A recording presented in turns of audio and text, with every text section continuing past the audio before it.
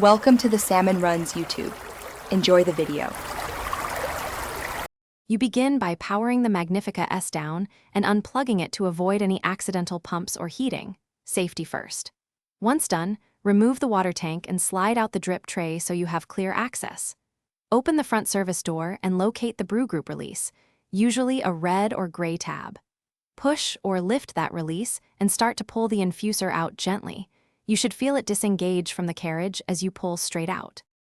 You now extract the brew unit by depressing the secondary latch if present, lifting slightly and pulling straight back. Do not twist. Once free, inspect the rails and gear teeth for grounds or hard residue because these cause jams and poor movement. Rinse the unit under lukewarm running water to remove oils and grinds. Do not use soap or abrasive brushes which damage seals.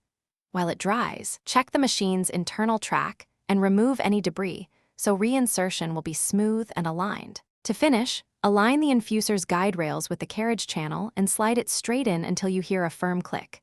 That click confirms the locking pawl's engaged. Reinstall the drip tray and water tank, plug the machine in, and run 2 short rinses so the unit settles and seals seat correctly.